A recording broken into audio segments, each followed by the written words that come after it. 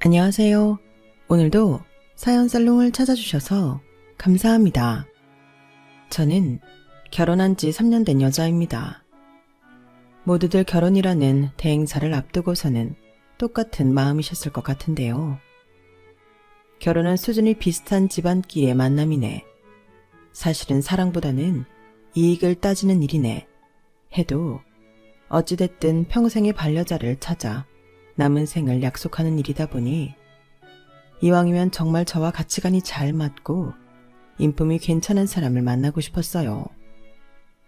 그래서 이왕이면 결혼정보회사처럼 조건만 보고 만나는 것보단 최대한 지인들을 통해 괜찮은 사람을 소개받게 되었죠. 하지만 그 소개라는 것도 말처럼 쉽지가 않더라고요. 지인들이 생각하기엔 둘이 잘 맞을 것 같다고 생각해서 소개해준 것인데도 막상 만나보면 대화 코드가 안 맞거나 서로에게 도무지 이성으로 끌리지 않아 실패한 경우가 많았어요. 그렇게 몇 번의 실패 끝에 소개로 만나는 것도 좀 아닌가? 포기할 무렵에 지금의 남편을 만나게 되었죠. 남편은 서글서글한 인상에 첫 만남부터 호감이었지만 대화를 나누면 나눌수록 생각보다 제가 원하던 가정적인 성향을 많이 가지고 있는 남자였어요.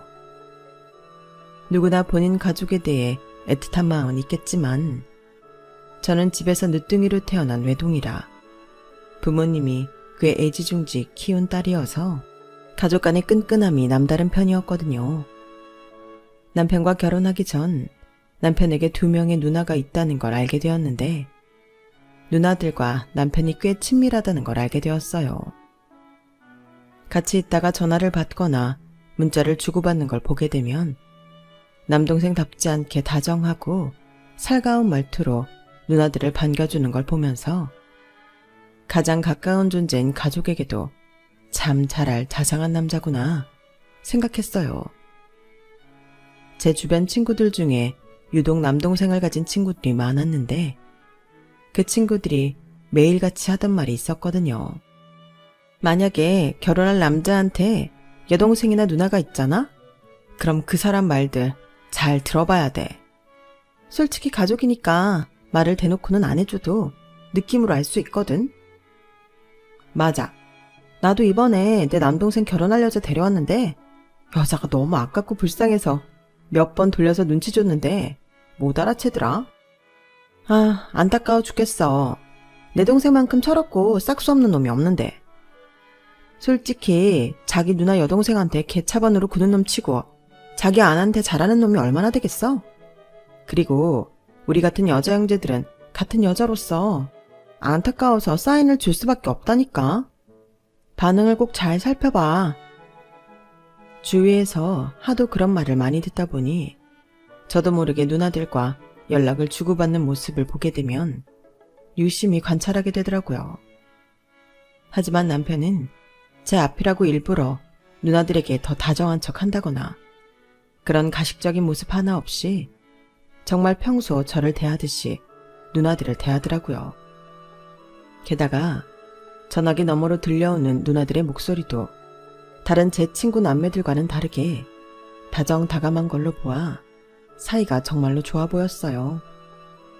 실제로 남편 집에 처음으로 인사를 갔을 때에도 시누이들이 남편을 보는 눈빛이라든가 대하는 태도를 봤을 때 집안에 말 안 듣는 골칫덩어리 남동생과는 거리가 멀었어요. 오히려 누나들과 같이 있으니 기에 눌려 산 전형적인 순한 남동생 느낌이 나더라고요. 옳게 우리 호영이만한 애도 없어. 정말 결혼 잘하는 거야. 맞아. 솔직히 우리도 맨날 집에서 호영이 같은 애만 보다가 밖에 나가서 다른 남자들 보면 어찌나 그렇게 기도 세고 고집도 센지. 어디 가서 호영이 같은 남자 만나려고 해도 없더라. 우리 호영이한테 좀 잘해줘. 결혼하면 아내한테 아주 지극정성이래야. 친구들의 충고대로 시누이들이 남편에게서 도망치라는 사인을 주기는커녕 시누이들은 결혼 정말 잘하는 거라며 저를 되려 안심을 시키더라고요. 그 말을 들으니 한결 더 기분이 좋아졌어요. 제가 본 남편 그대로 가족들도 남편을 보고 있다는 뜻이었으니까요. 하지만 제가 너무 순진했던 거죠. 그 말을 또 그렇게 고지고대로 믿을 것도 아니었는데 말이에요. 어쨌든 그때는 시누이들의 말대로 한껏 안심을 하고 결혼을 했죠. 한두 달 정도만 해도 신혼이라는 분위기에 흠뻑 취해서 마냥 행복하기만 했어요. 그때까지는 남편도 저와 같이 살게 된 지 얼마 안 돼서 그런지 집안일도 신경 써서 나서서 하려고 노력을 했고, 그래서 제가 남편의 문제점을 알게 된 건 좀 나중의 일이 됐어요. 여보, 혹시 이 니트 당신이 돌렸어? 응? 응, 내가 돌렸는데 당신 힘들까봐. 아, 그건 고맙긴 한데 혹시 뭘로 돌렸어? 니트가 너무 상했는데. 여기 이 가루 넣었는데. 뭐라고? 여보, 니트는 울세제를 넣어야지. 울세제? 당신 설마 울세제가 뭔지 몰라? 울종류 빨대 넣는 건가? 그런 게 따로 있었어? 뭐라고? 그럼 그동안 겨울에 니트는 어떻게 관리한 거야? 한 번도 빨아본 적이 없어? 아, 그거야. 엄마가 빨래는 맡아서 해주셨으니까. 세상에. 남편은 정말 믿기지가 않을 정도로 집안일을 제대로 할 줄 아는 게 없었어요. 그나마 다행이었던 건 제가 뭐라고 하면 배울 의욕이라도 있었다는 점이었어요. 하지만 몰라도 너무 기본적인 것들을 모르는 모습에 일일이 가르쳐주기가 지칠 때가 많았죠. 요즘 젊은 사람들은 동거부터 해보고 결혼한다던데 그런 말이 왜 나오는지 체감이 될 정도로 저희 남편은 심한 경우였어요. 부모님 집에서 살면서 어릴 때부터 하나부터 열까지 다 부모님 손을 탔고, 부모님이 안 계실 때는 두 누나들이 번갈아가며 남편을 돌봐준 탓이었죠. 과하게 예쁨을 받는 듯한 느낌은 있었지만 이 정도일 거라고 누가 상상이나 했겠어요. 그나마 시간이 많은 주말마다 남편을 붙잡고 하나하나 가르쳐서 남편은 점점 인간이 되어갔어요. 남편이 할 줄 아는 게 늘어날수록 저도 조금씩 편해졌고요. 하지만 결혼 전부터 내심 마음에 걸리던 게 하나 더 있었어요. 그건 바로 남편이 장롱면허라는 점이었어요. 남편이 운전을 못한다는 건 결혼 직전에 알게 됐어요. 결혼식 당일날 보통은 신랑이 운전을 해서 이동을 한다던데 남편이 운전을 못한다는 이야기를 직전에 해버린 바람에 저는 너무 황당했죠. 남편과 1년 동안의 연애기간 동안에는 둘 다 서울에 거주했고 딱히 여행 같은 건 같이 간 적이 없었던 터라 운전을 못한다는 건 꿈도 못 꿨어요. 지갑에서 운전면허증도 본 적이 있고 그저 운전을 별로 좋아하지 않아서 차를 안 샀다고만 알고 있어서 연애할 때 차를 탈 일이 있어도 제 차로 제가 운전을 짧게 해서 같이 타본 게 전부였거든요. 그마저도 저는 제 차를 남편이 모는 건 좀 마음이 불편해서 남편에게 운전 한번 해달라고 할 생각을 못했네요. 아무튼 운전을 못한다는 사실을 결혼 직전에 알게 되고 난 후로 내심 그 사실이 찜찜하게 느껴져 남편에게 운전 연수를 시켜야겠다는 생각을 했어요. 하지만 제 생각을 밝히자 다른 건 곧이곧대로 듣던 남편이 질색을 하더라고요. 뭐라고? 꼭 그렇게까지 운전을 해야 돼? 어차피 우리 서울 살아서 거의 대중교통 이용할 거 아니야. 그리고 운전은 당신이 할 줄 알기도 하고 둘 중에 한 명만 할 줄 알면 된 거 아니야? 운전 연수도 생각보다 비싸던데. 난 굳이 안 배우고 싶어서. 지금은 할 필요 없더라도 나중에 혹시 아이가 생기고 하면 운전할 일이 많을 텐데 미리 배워두는 게 낫지. 그리고 운전을 하고 싶어서 하는 사람이 어딨어? 다들 필요하니까 하는 거지. 우리 결혼식 때도 당신 운전할 줄 몰라서 괜히 친구분한테 부탁하고 불편했잖아. 못하면 그렇게 불편할 일이 생긴다니까? 면허도 딴 사람이 왜 이래? 배우면 또 금방 익혀. 일단 다녀보고 다시 말해. 스스로 생각하기에도 논리적으로 반박할 말이 없었는지 남편이 입을 다물더라고요. 그렇게 마지못해 남편은 운전 연수를 시작했어요. 다닌 지 2주쯤 되었을까요? 어머님께 갑작스럽게 전화가 오더라고요. 어머님, 웬일이세요? 너, 우리 호영이 운전학원 보냈니? 네? 네, 그건 왜요? 아우, 무슨 평생 서울에서만 산 애를 운전을 시킨다고 그래. 어차피 배워봐야 운전할 일도 하드가 없는데. 내가 괜히 너네 어떻게든 서울에 살게 하려고 길을 썼는 줄 알아? 우리 호영이 겁도 많은데 애를 운전을 시키고 그러냐, 속상하게. 어머님, 운전은 이 나이 때 남자치고 안 하는 사람 호영 씨밖에 없어요. 나중에 아이라도 생기면 운전을 할 줄 알아야 곤란한 상황이 생겼을 때 바로바로 대처를 하죠. 아우, 그거야. 네가 운전을 할 줄 아니까 된 거 아니니? 저만 운전한다고 어디 되나요? 저도 피치 못할 사정으로 운전 못하게 되는 상황이 올 수도 있고 평생 저 혼자 운전할 수는 없잖아요. 누구 한쪽에 좀 하면 어떠니? 옛날엔 남자들만 운전했었는데 이제는 세상이 바뀌었으니 여자가 운전 좀 해도 되지. 무슨 고집인지는 모르겠지만 어떻게든 아들은 운전시키기 싫다는 뜻을 내비치시는데 너무 기가 막히더라고요. 적당히 대답하고 넘어가고 싶었지만 막판에는 너무 화가 나서 어쩔 수 없이 저도 말이 막 나갔어요. 그러는 어머님은 운전 못하시잖아요. 그렇게 대놓고 말했더니 어머님은 아무 말씀도 못하시더라고요. 침묵이 길어지는 듯 하더니 어머님이 마음이 상하셨는지 전화를 먼저 끊으셨어요.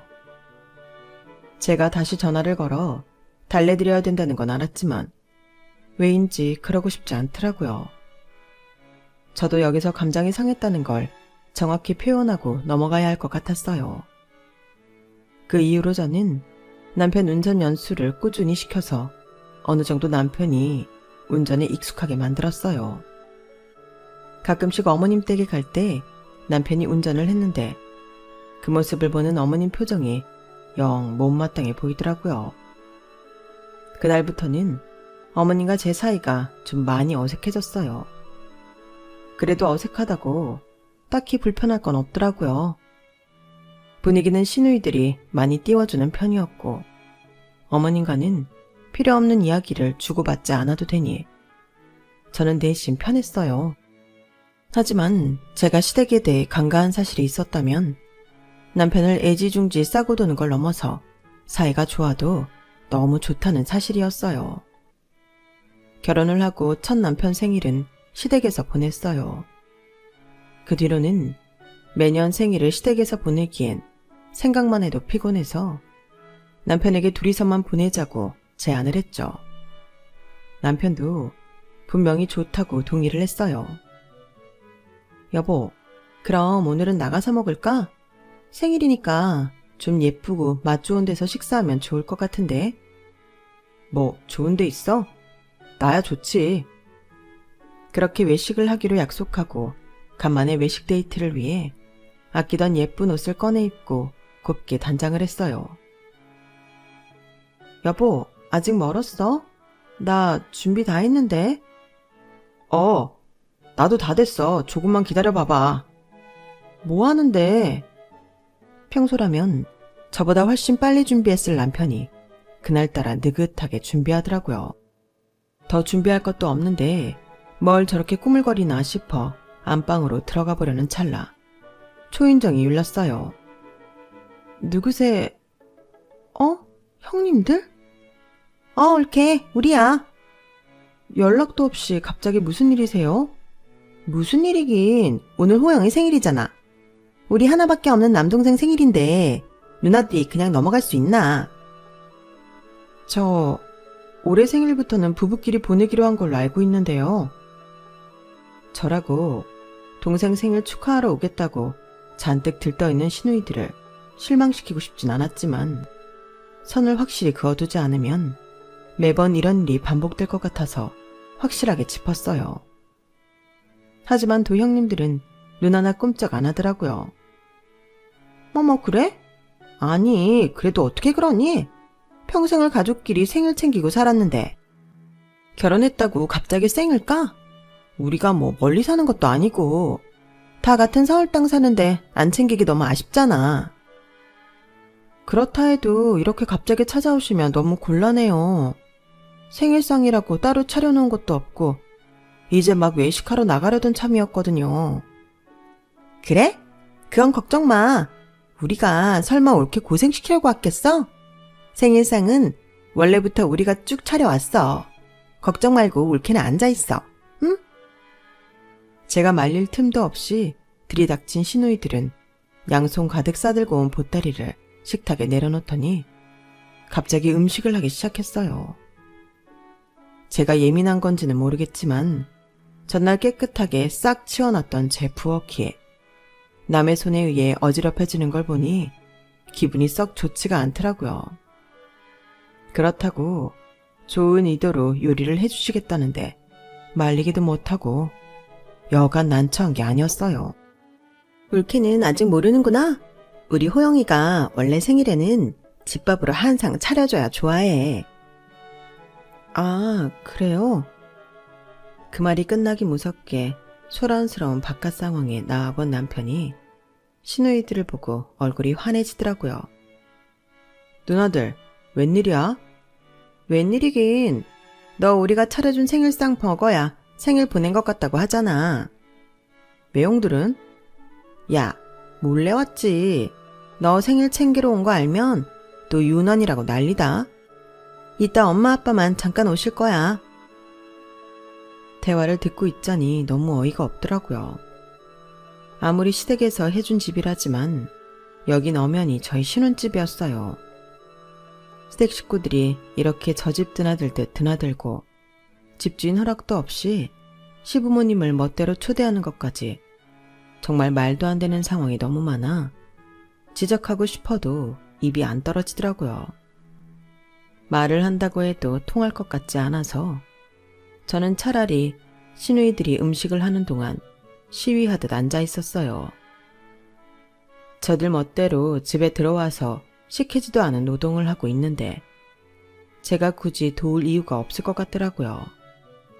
시누이들도 저를 힐끗 쳐다보긴 했지만 딱히 뭐라고 하진 않았어요. 시어머니가 도착하고 난 뒤 밥상에 수저나 올리는 정도였죠. 제 딴은 이렇게라도 해야 저희 집에 이런 식으로 오는 일이 없을 것 같아서 취한 최소한의 방어였어요.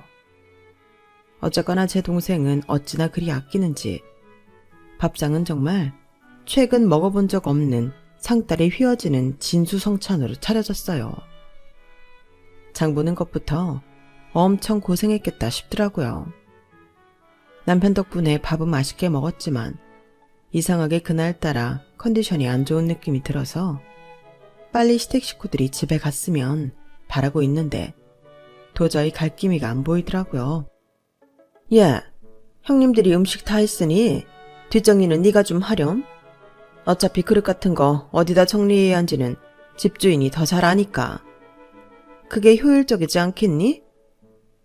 어머님은 제가 형님들 저녁 준비할 때 별로 돕지 않은 것을 내심 마음에 두고 있으셨는지 식사가 끝나자마자 그 말씀을 하시더라고요. 저도 저녁을 너무 잘 얻어먹은 건 사실이라 그건 거절하기가 힘들었어요. 그런데 설거지를 하러 부엌에 들어가 보니 부엌이 정말 가관이더라고요. 요리를 하면서 중간중간 정리를 하게 되기 마련인데 그런 중간 과정 하나 없이 요리 재료들과 양념들이 뚜껑까지 죄다 열린 채 요리하던 그대로 놓여있더라고요.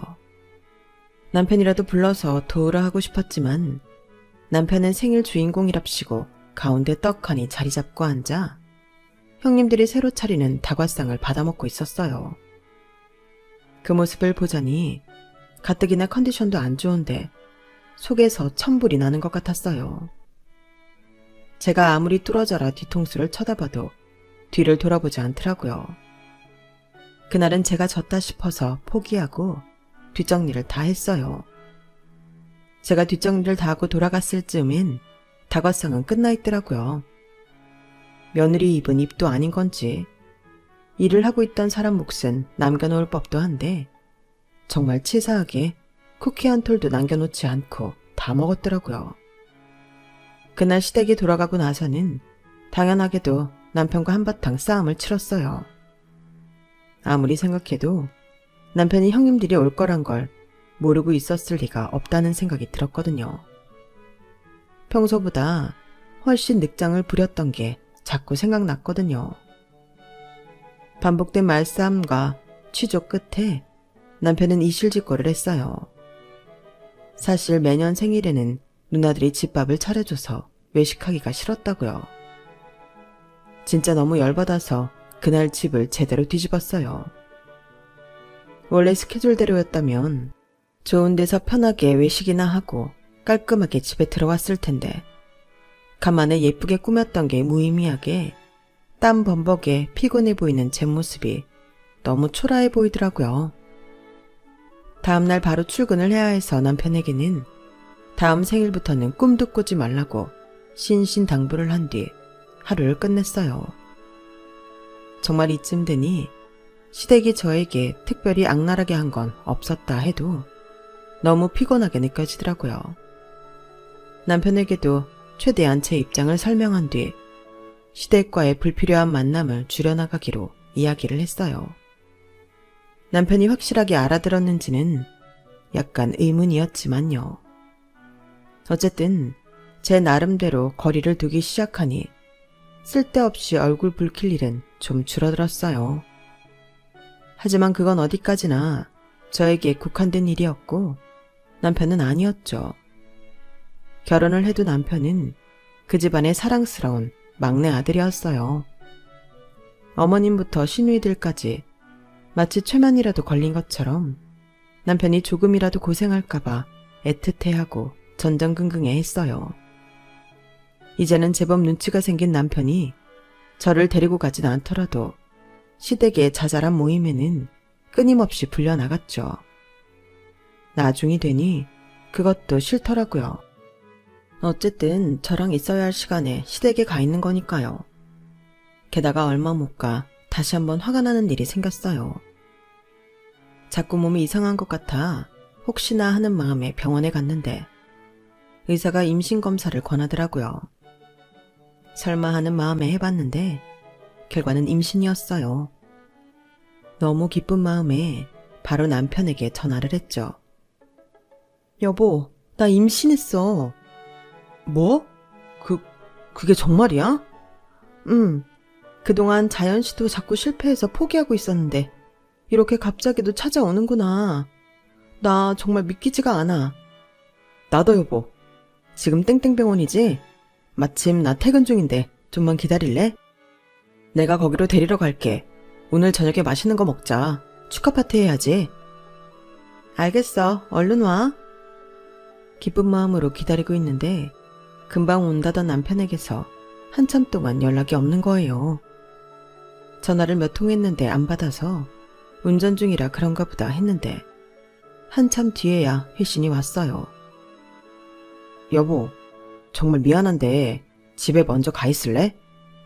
응? 갑자기 왜? 아, 엄마가 잠깐 깜빡한 게 있어서 장을 보러 가야 하는데 너무 힘들 것 같다고 운전해달라고 부르셔서 왔어. 뭐라고? 전 순간 제 귀를 의심했어요. 시댁이랑 저희 집이 멀지 않은 건 맞았지만 퇴근하는 아들을 붙잡아다 장 보러 가는데 운전해달라고 부르는 시어머니는 난생 처음 들었어요. 운전시키지 말라고 불안하다고 난리칠 땐 언제고 이제 운전할 줄 안다고 사람을 마음대로 오라가라 하는 것 같아 순간 화가 나더라고요. 당신은 바보야? 무슨 그런 걸 일일이 찾아가. 다른 날도 아니고 오늘은 그러지 말았어야지. 나 임신했잖아. 축하 파티 하자며. 결혼해도 도무지 자기 가족에게서 벗어나지 못하는 듯한 남편에게 서운해서 소리를 치자 갑자기 옆에서 전화를 바꿔들었어요.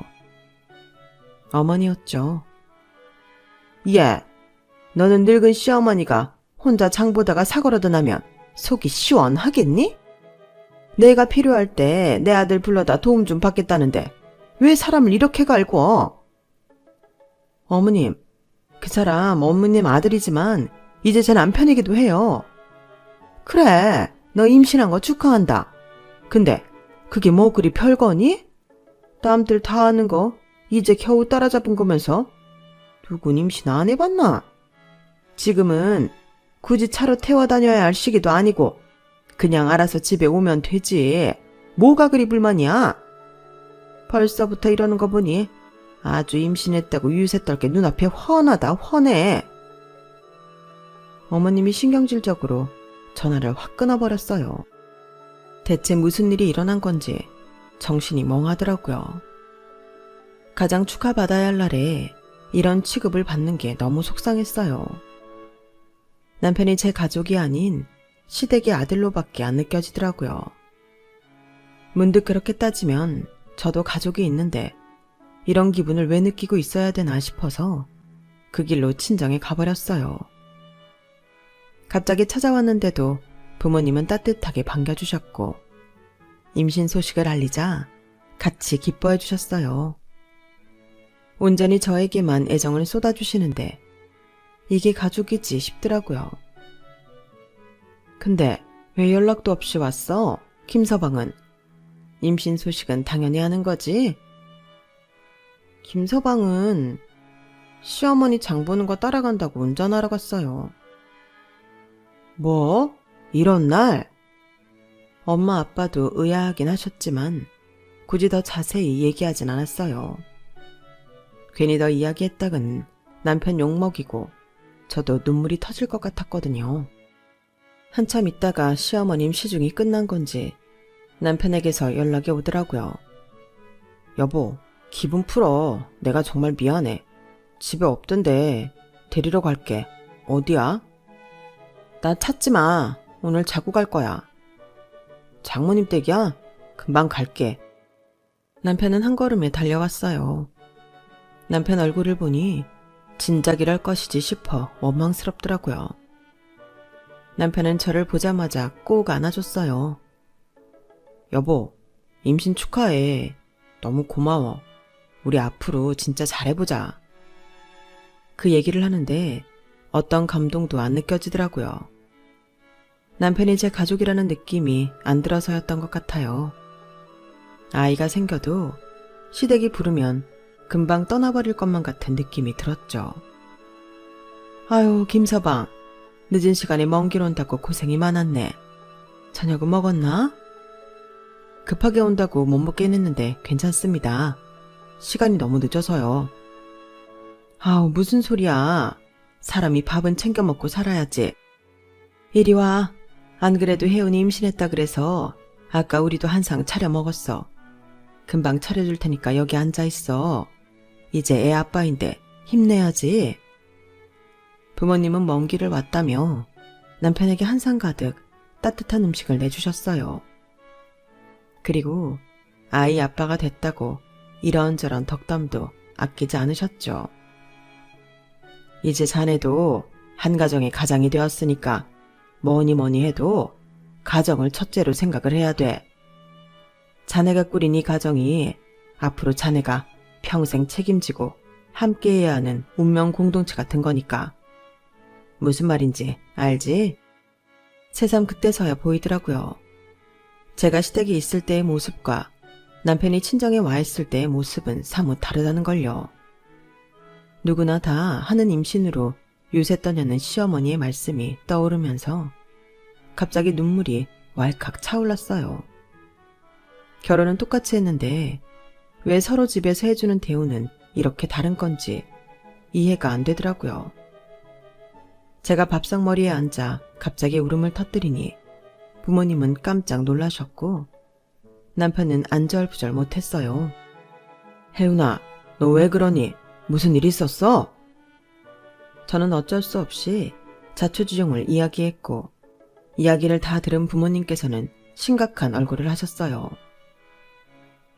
김서방, 잘 들어. 나도 부모인지라 우리 딸이 그런 대접 받으면서 사는 거 싫다. 김서방도 앞으로 아까 내가 말한 것처럼 우리 딸이 1순위여야 하고, 그럴 자신이 없으면 당장 헤어지도록 해. 장인어른, 저는 혜운이랑 헤어질 생각 없어요. 저희 집이 워낙 끈끈해서 그래요. 제가 잘 말씀드려 볼게요. 그렇게 따지면 안 끈끈한 집이 어딨나? 그리고 헤어질 생각이 없었으면 애 눈에서 눈물은 나게 하지 말았어야지. 그것도 이렇게 좋은 날에 말이야.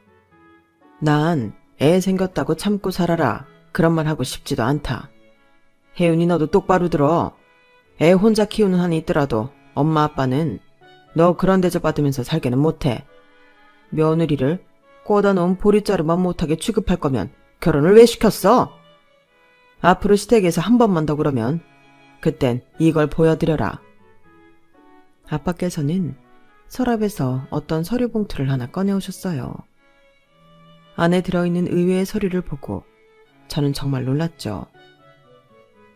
아빠. 우리도 만일의 상황에 대비는 해뒀지. 사람 인생이라는 게 정말 어찌 될지 모르는 거거든. 그리고 김서방도 이거 작성하고 서명해. 남편도 안에 든 내용을 확인해 보더니 사색이 됐어요. 아빠께서 강하게 나오니 남편도 완전히 깨갱하더라고요.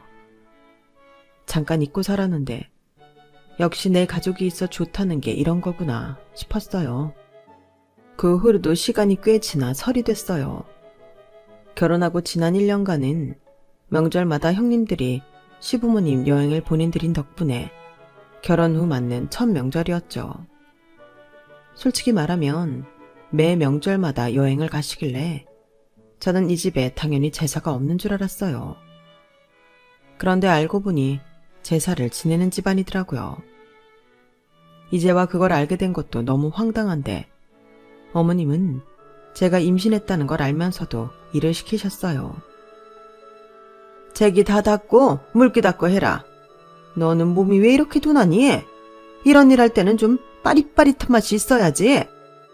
어이가 없었지만 말도 섞기 싫어서 그런 구박도 다 견디고 일을 했어요. 엄마, 이 사람 임신했어요. 그만 무리시키세요. 내가 몰라서 이러니? 그래서 봐주고 있잖아. 내가 음식을 시켰어. 뭘 했어? 그냥 앉아서 책이나 닦으라는데 제일 편한 거 시키는데도 왜 이리 유난이야? 아까 다른 일도 많이 시키셨잖아요. 너 결혼했다고 이런 식으로 가족 고마운 줄 모르고 마누라 편만 들면 진짜 나중에 후회한다. 남자가 나설 때가 있고 안 나설 때가 있지. 조용히 하고 아버지 옆에 가 있어. 어머니는 그날따라 작정이라도 한 듯이 저를 못 살게 하시더라고요. 대놓고 그러는 게 아니라 은은하게 그러니까 화낼 타이밍도 못 잡겠고 더 답답했어요. 첫날은 하루 종일 일하고 새벽에 제사를 지낸 뒤에 말 그대로 뻗었어요. 다음날 피곤해서 도저히 몸을 움직일 수가 없는데도 남은 제사 음식으로 상을 차리고 또 뒷정리를 하느라 몸이 남아나질 않았죠. 제가 일할 때는 남편이 도왔는데도 피로가 가시지 않았어요. 원래 그날 저녁에 저희 친정으로 갈 예정이었는데 도저히 안 되겠어서 하루를 더 자기로 했어요. 하지만 하루를 더 자고 일어나니 어머님이 갑자기 근처 전망 좋은 카페에 가자며 변덕을 부리셨어요. 어머님, 오늘은 친정에 내려가 봐야 해서요. 누가 내려가지 말래? 어차피 저녁에 내려갈 거라며. 낮까지 좀 놀자는 거지. 하지만 어머님 비위대로 맞춰드리다 보니 체력에 한계가 오더라고요.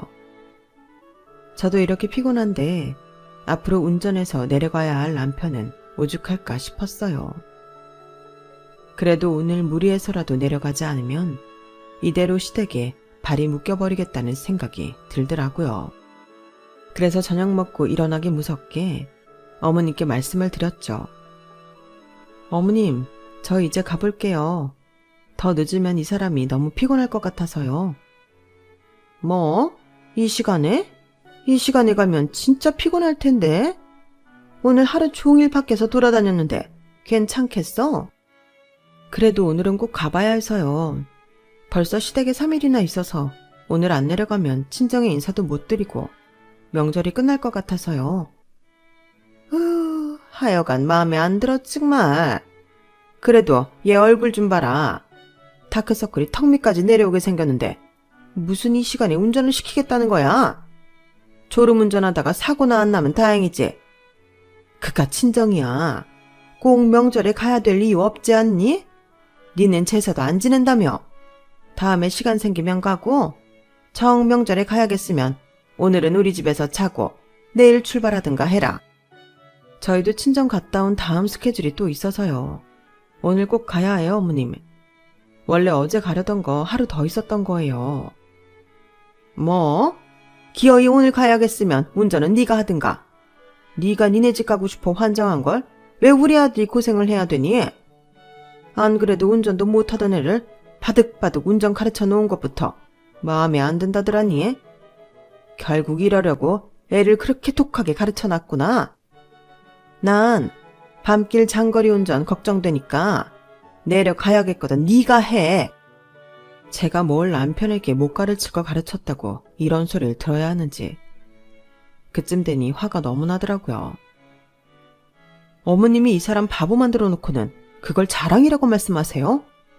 저희 나이 되면 여자들도 다 운전하는데 아들이 운전한다고 안절부절 못하는 사람은 어머님밖에 없으세요. 그렇게 귀하고 대단한 아들 포기 못하겠으면 그냥 어머님이 데리고 사세요. 저는 필요 없으니까. 뭐야? 너 지금 당장 뱃속에 있는 아이는 어쩌려고 그런 소리를 해? 남편 없이 애 키우는 게 그렇게 쉬운 일인 줄 알아? 아, 아이는 바로 포기하시게요. 그럼 저야 좋죠. 어차피 지금 어머님이 해주신 집 좁아 터지고 애 키울 만한 환경이 되는 동네도 아니었어요. 전 이혼하면 부모님께서 물려주시기로 한 집에 들어가 살 거예요. 뭐? 그게 무슨 소리야? 저는 가방에서 만약을 대비해 챙겨왔던 서류를 꺼내 어머님께 내밀었어요. 서류를 확인한 어머님 눈이 커졌죠. 서류 안에 들어있던 건 동탄에 있는 40평대 신축 아파트 계약서와 남편과 제 항목이 다 기입되어 있는 이혼 서류였어요. 니네 이게 뭐야? 어? 똑바로 설명 안 해? 어머님이랑 형님들이 하도 내 아들 내 동생 거려서 저는 제가 남편이랑 결혼한 건지 남의 집 귀한 식구를 납치해 온 건지 헷갈리더라고요. 임신했다는 아내도 내팽개치고 자기 엄마 심부름하러 달려가는 남자를 믿고 제가 어떻게 평생을 함께 하겠어요. 그래서 저희 부모님께서 시댁에서 한 번만 더 이런 식으로 나오면 남편이랑 이혼하라고 하셨어요. 이혼하면 동탄에 있는 아파트 저한테 주시겠다고요. 그 동네가 애 키우기엔 훨씬 좋고 대중교통도 더 잘 되어 있거든요. 솔직히 지금 사는 동네는 애를 위한 시설도 아무것도 없고 대학생들 자취촌이잖아요. 집도 코딱지만한 거 해주셨는데 거기서 어떻게 애를 키우겠어요? 제가 평생 열심히 일해도 이 아파트 사기 힘든데 차라리 남편 버리고 아파트를 얻는 게 낫죠. 야, 이 화상아. 너는 저걸 저렇게 덜컥 작성해주면 어쩌니? 장인어른께서 작성하라고 하셔서 어쩔 수가 없었어요. 저기 며느라, 잠깐만 우리 생각을 좀 해보지 않겠니? 갑자기 이렇게 나오면 나도 입장이 곤란하잖아. 어머님이야 이제 생각해 보실지 몰라도 저는 전부터 생각했어요. 뭐 임신 전에야 별 생각 없었어요. 가족끼리 끈끈하면 좋지 사이 나쁜 가족보단 낫다고요. 그런데 솔직히 저한테 너무하다고 생각 안 드세요? 그러니까 이제부터 얘기를 해보자는 거 아니야. 나는 네가 우리 가족끼리 끈끈한 걸로 그렇게 소외감 느낄 줄 상상이나 했겠냐고. 소외감이요? 소외감이란 말은 이럴 때 쓰는 게 아니에요, 어머님. 어머님이랑 형님들은 저를 애초부터 가족으로 받아들이질 않으신 거예요. 오직 자기 아들 인생에 필요한 아내, 그 이상도 이하도 아니셨겠죠. 저는 어머님하고 더 할 얘기 없어요. 어머님께서 결국 저를 대하는 태도가 안 변했으니 저도 저희 부모님 말씀대로 할래요. 잠깐만. 그럼 이거 하나만 물어보자. 우리 사이가 풀려서 이혼 안 하면 그때는 사돈께서 그 집을 너희 줄 생각이 있으신 거니? 처음부터 이혼 목적으로 주려던 집은 아니실 거 아니니? 어머니는 그 와중에도 그게 궁금하세요? 이혼 안 하면 안 준다고 하면요. 이혼시키시게요? 예, 너는 말을 왜 이리 자꾸 극단적으로 해? 그게 아니라 잘 해결돼서 둘이 그 집 가서 살 수 있으면 참 좋겠다 싶어서 그러지. 네 말대로 애 키우기도 참 좋은 동네고. 글쎄요. 그건 어머님이 하시는 거 봐서 결정할 문제네요. 어머님은 제가 세게 나오니 자존심이 많이 상하신 듯 했지만 아파트 계약서를 보며 꾹 참고 계신 것 같았어요.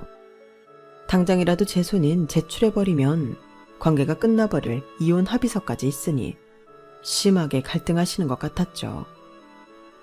어머니는 짧게 고민하고 결론을 내셨는지 갑자기 제 앞에 납작 엎드리셨어요. 그래, 용서해다오. 엄마, 내가 그동안 너를 불편하게 한 것들 전부 다 잘못했다. 앞으로는 내 아들보다는 네 남편이라 생각하며 대할게. 그럼 되지 않니? 글쎄요, 어머님이 하실 수 있으시겠어요? 하면 되지 왜 못해? 내 귀한 아들, 결국 좋은 집 살게 하는 일인데 어미가 돼서 못할 것도 없지. 그동안 있었던 일은 있고 다시 잘해보자꾸나. 난 이게 잘못된 건 줄도 몰랐어. 사람은 누구나 실수를 하지 않니? 응? 그 자존심 세던 어머님께서 제 앞에 엎드린 모습을 보니 속이 시원하면서도 참 애잔하더라고요. 도대체 뭐 때문에 저 세대 어머니들은 저렇게 아들의 목맬까 싶기도 했고요. 네, 어머님, 한 번은 봐드릴게요. 앞으로는 좀 저희 부부로서의 삶도 존중해 주세요. 그래, 고맙다. 정말 고맙다, 우리 며느리. 아무리 제 속을 썩였던 시부모님이라지만 어린이 제 앞에서 빌고 있으니 그 모습이 썩 보기 좋기만 하진 않더라고요. 어머님을 얼른 일으켜드리고 저희는 그 길로 친정에 내려갔어요. 친정 부모님 얼굴을 보니 다시 눈물이 터지더라고요. 부모님 아니었으면 평생을 그렇게 살거나 이혼했거나 둘 중 하나라고 생각하니 참 상상만으로도 막막하더라고요. 지금은 어머님께서 약속하신 대로 저희 부부를 일절 터치 않고 계세요. 마음만 먹으면 이렇게 쉽게 하시는 걸 왜 못하셔서 그동안 절 괴롭히셨던 건지 의문이 들더라고요. 하긴 제가 많은 걸 바란 것도 아니고 그저 저희 부부의 삶을 존중해달라고 한 것이니 그리 어려운 부탁도 아니긴 했죠. 이렇게 재산 가지고 협박 아닌 협박을 한 끝에야 겨우 평화가 찾아왔다는 게 한편으론 씁쓸하지만 어찌됐건 남편과는 시댁 문제가 빠지니 큰 트러블 없이 아이를 낳고 행복하게 지내고 있어요. 시댁도 제 뒤에 저희 가족이 든든히 버티고 있다는 걸 인지한 뒤로는 제 앞에서 딱히 가족애를 강조하지 않아서 속이 시원하네요. 며느리에게도 부모님이 있고 가족이 있다는 걸 모든 시댁에서 늘 잘 기억하고 있는 분위기가 됐으면 좋겠네요. 그럼 저도 그 적정한 거리감에 시댁에 더 잘하게 될 텐데 말이에요. 제 사연은 여기까지입니다. 함께 해주신 분들 감사드리고요. 앞으로 모두들 꽃길만 걸으세요. 여러분, 사연 댓글에 응원과 현명한 조언 부탁드려요. 좋아요와 구독은 저에게 큰 힘이 됩니다. 오늘도 좋은 일 가득하세요.